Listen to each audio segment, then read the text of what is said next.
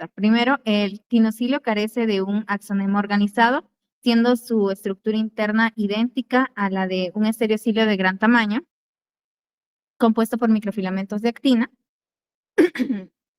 Bueno, en este ítem, al hablar nosotros de un quinocilio, estamos hablando de, si bien es cierto, es un cilio especializado que se encuentra en lo que son las células sensoriales del oído interno. Sin embargo, a diferencia de lo que son los estereocilios, este no va a estar compuesto de microfilamentos de actina, sino de tubulina. Entonces ya por ende vamos descartando lo que es la alternativa A.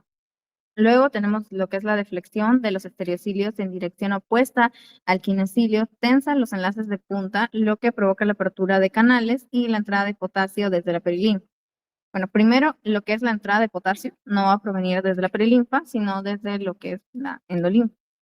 Bueno, más abajo en lo que ya la resolución habría lo que es una imagen donde se muestra ese mecanismo. Luego tenemos que el quinocilio es el único elemento del haz de cilios que va a poseer tanto lo que es un cuerpo basal, es decir, un centriolo modificado en su base, el cual organiza los microtúbulos necesarios para su estabilidad y polaridad. Bueno, sí habíamos mencionado que el quinocilio va a ser uno de los únicos elementos del haz de cilios que va a ser, digamos, es un cilio largo, único, situado en lo que son las células sensoriales del oído interno. Entonces, al hablar nosotros de que es un único elemento, estaría correcta digamos, el decir que es el único elemento. Y luego tenemos que en las células ciliadas de la cóclea adulta, el quinocilio persiste como el principal transductor mecánico de las ondas sonoras de alta frecuencia. Y finalmente, la despolarización de las células ciliadas ocurre debido a que el endolinfa que rodea los cilios es rica en sodio, lo que interviene el gradiente electroquímico tradicional de la célula. Ya. Bueno, en lo que es el último ítem, al hablar nosotros cómo ocurre la despolarización de la célula ciliada, tenemos que la endolinfa que rodea los cilios va a ser rica más bien en potasio. Entonces ya habríamos, digamos, identificado lo que es un error en esta alternativa.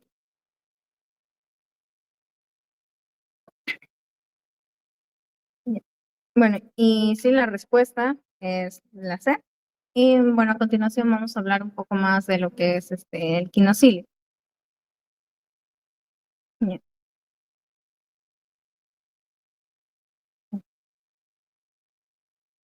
ya, tenemos aquí, como vemos, los demás, o estamos en lo que es la célula sensorial del oído interno.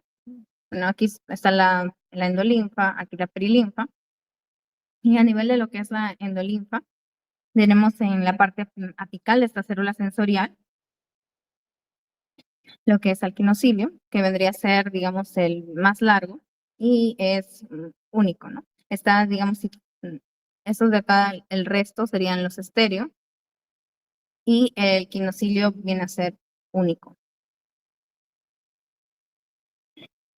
Ya, lo que va a ocurrir, para simplificar el mecanismo, es que va a haber un movimiento de los estereocilios que van a transmitirse hacia lo que es el quinocilio y va a ocurrir una apertura de los canales de potasio que se encuentran en el quinocilio, entrando lo que es el potasio aquí a la célula y ocurriendo lo que es una despolarización. O bueno, cuando la endolinfa mueve los esterocilios, ya como habíamos mencionado, ¿no? Hacia el quinocilio se abren canales iónicos de potasio, permitiendo la entrada de potasio. Ocurre una despolarización, ¿no? Por digamos, aumentan aquí las cargas positivas, aumentan las cargas positivas. Y esto ocasiona lo que es un voltaje, una descarga neuronal. Y bueno, ya hablaríamos de lo que es una excitación, ¿no? Y por el contrario de una inhibición. Pero bueno, eso sería un poco para entender sobre el mecanismo, pero aquí lo importante más es o en histología, vendría a ser poder diferenciar lo que es en el caso de un estereocilio que se encuentra conformado por filamentos de actina y un cilio que tiene tubulina. Bueno, el segundo enunciado nos dice, el epitelio pseudoestratificado cilíndrico ciliado, ¿qué característica estructural garantiza que todas las células formen parte de un mismo estrato? ¿No? Bueno, aquí lo importante es que todas las células van a formar parte de un mismo estrato y que sus núcleos se van a observar a diferentes niveles. Desde que vemos que todas las células forman parte de un mismo estrato, pero núcleos a diferentes niveles, ya desde ahí esta característica, a pesar que nos lo dice el enunciado al inicio, ya sabemos que es de un epitelio pseudoestratificado. Sin embargo, ¿qué característica va a garantizar esto? Primero tenemos lo que es ausencia de esmosomas en las células más cortas, no necesariamente, lo que es el hecho de que todas las células alcancen la superficie luminal. No todas llegan a alcanzar la superficie, pero lo que sí caracteriza un epitelio pseudoestratificado, bueno, que ya hemos visto en la teoría, es que todas las células descansan sobre la lámina basal. O sea, en un epitelio pseudoestratificado quizás vamos a ver núcleos de diferentes niveles, pero todas van a estar sobre la lámina basal. Y bueno, aquí vemos lo que es un epitelio pseudoestratificado cilíndrico ciliado de lo que es, bueno, el epitelio respiratorio, ¿no? Que por ahí identificamos aquí células caliciformes. Y vemos que todas las células van a estar descansando sobre una membrana basal.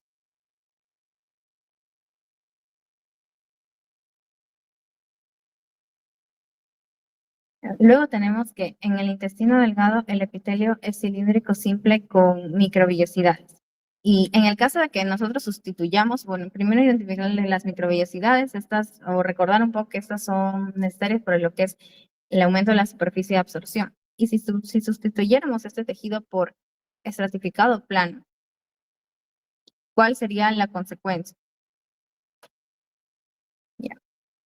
Bueno, si partimos desde el hecho de que las microvellosidades lo que hacen es aumentar la superficie de absorción, y más que todo lo que es el epitelio estratificado plano tiene otro tipo de funciones como función de protección, o bueno, principalmente función de protección está en las zonas que están expuestas a roce y fricción.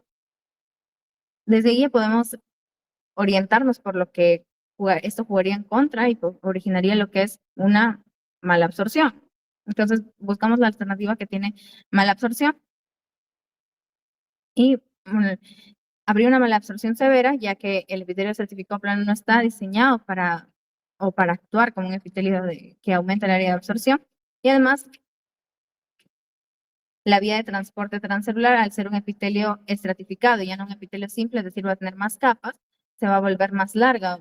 Cuando transcelular es cuando hay un transporte a través de lo que es la misma célula, o sea, a través de la estructura de la misma célula, entonces al volverse demasiado larga va a ser mucho más energéticamente costoso.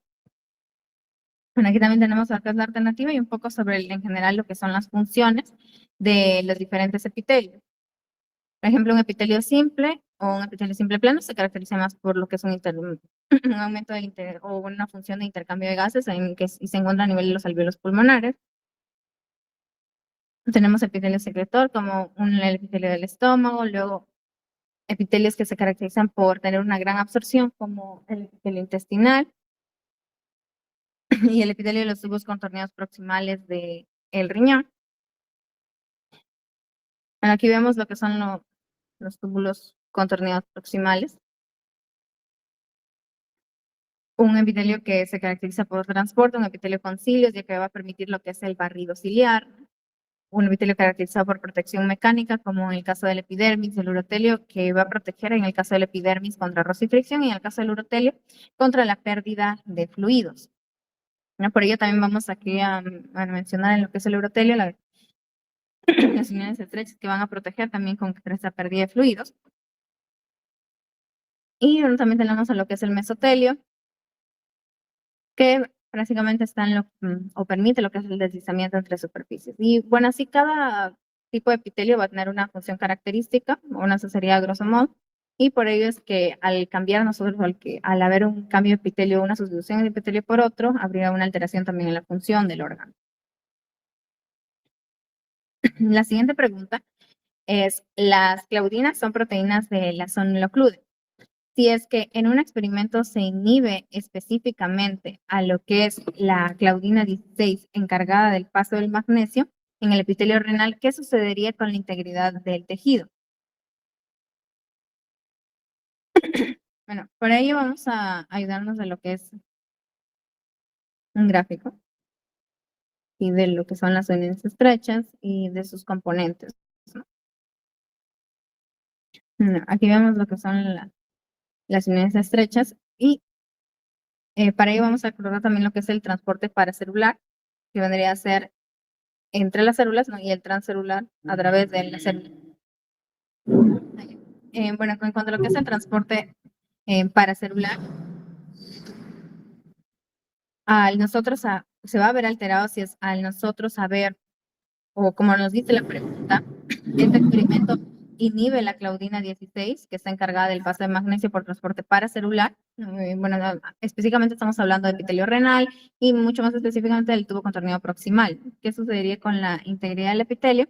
El epitelio va a seguir unido, pese a que hay una alteración de la claudina 16, pero habría lo que es una pérdida selectiva de magnesio hacia la orina, es decir, ya no habría este transporte paracelular hacia la sangre, una reabsorción de magnesio y el mayor cantidad de magnesio se perdería en la orina.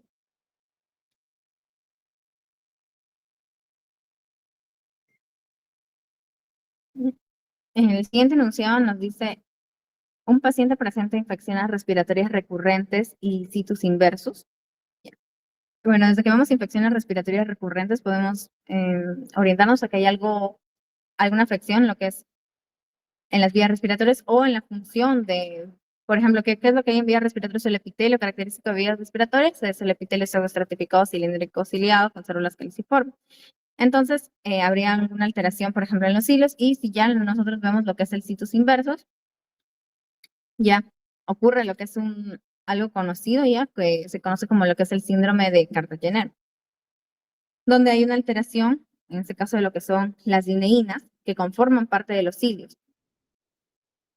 Bueno, el mismo anuncio también nos dice que hay una alteración en los cilios del epitelio respiratorio. Entonces, si es que nosotros nos preguntan qué proteína motora falta en el axonema, diríamos que falta lo que es la dineína ciliar y, bueno, que es la proteína que está encargada o de que gracias a ella se realiza lo que es este movimiento de los cilios, ¿no? Ya que recordamos que los cilios tienen un movimiento activo. Gracias a esta proteína dineína van a realizar lo que es el barrido ciliar, en tanto golpe efectivo como de recuperación, ¿no? Entonces el moco ya no va a haber ese barrido en las vías respiratorias, entonces se va a estancar el moco y va a haber infecciones respiratorias y que tampoco va a haber la expulsión de partículas extrañas. Y por otro lado, en el periodo embrionario, la migración de los órganos no va a ocurrir correctamente, ocasionando lo que es el situs inversus o los órganos invertidos.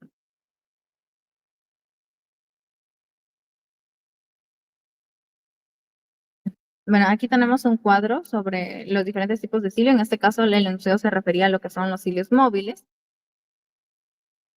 que tienen o están asociados a los que son los brazos de dineína principalmente, que son las proteínas que permiten su movimiento. Bueno, aquí también tenemos algo sobre microvellosidades y lo que se había mencionado sobre el ribete cepillo a nivel del riñón y tubo contornido proximal. La siguiente pregunta nos dice, el ribete en cepillo del tubo renal, el túbulo renal, requiere mucha menos energía estructural o menor ATP para poder mantenerse, a diferencia de lo que son los cilios del epitelio respiratorio. Si nos basamos en lo que es el dato de sus componentes esqueléticos, ¿a qué se debe esta diferencia funcional, ¿no?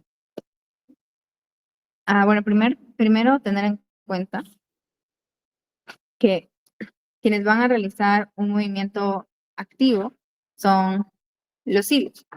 Los cilios justamente que se encuentran en el epitelio respiratorio. A diferencia de lo que son cuando mencionamos a las microvellosidades, que es la especialización que se encuentra en el túbulo renal. Bueno, partiendo desde ahí, vamos con lo que es esta imagen. No creo que no hay imagen. Bueno, pero la respuesta no vendría a ser que lo que es la característica estática de las microvellosidades y el consumo de ATP a través de la dineína, ¿no? Que habíamos mencionado, pero bueno, recordar lo que es que las microvellosidades pueden tener un tipo de movimiento, pero es un movimiento pasivo. O no es un movimiento, digamos, propio a diferencia de como un movimiento activo como el de los cilios, sino pueden tener un movimiento debido a contracción de lo que son proteínas, pero a nivel del velo terminal.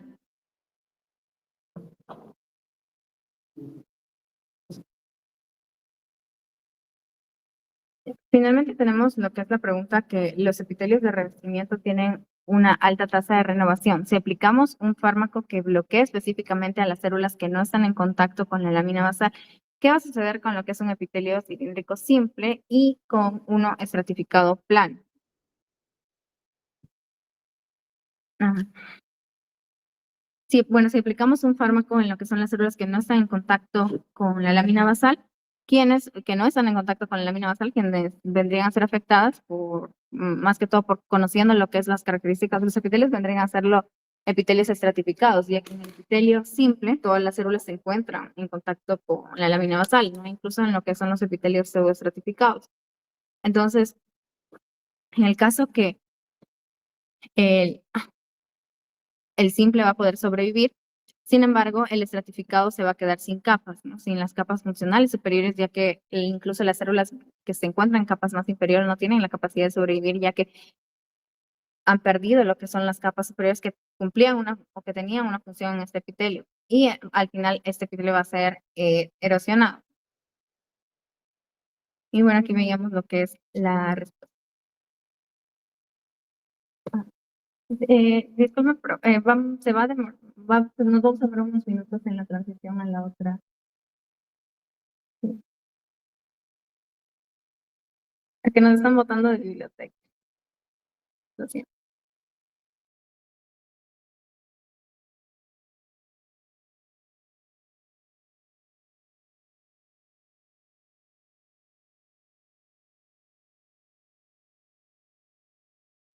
Denos unos minutitos para ir afuera y seguir por la parte de glándulas.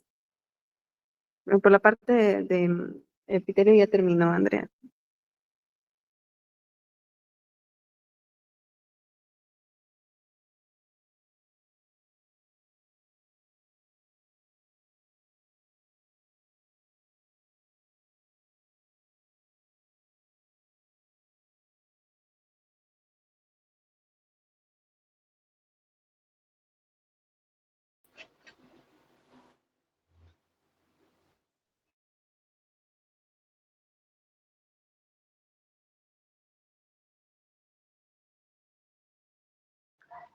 Bueno, nuevamente en ese caso agradecer a la universitaria Andrea Alde García por acompañarnos, bueno, con la ponencia de lo que viene siendo el banqueo de tejido epitelial.